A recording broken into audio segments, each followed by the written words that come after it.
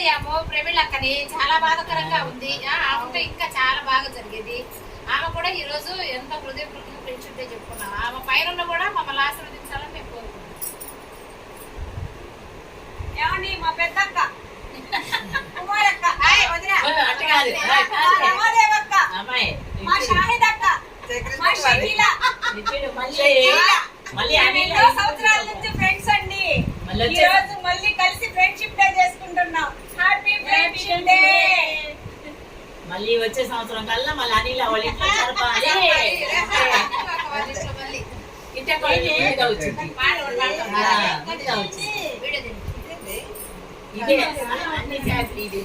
చిన్నారి స్నేహమా చిరునామా తీసుకో, గతమైన జీవితం కదలాగే మా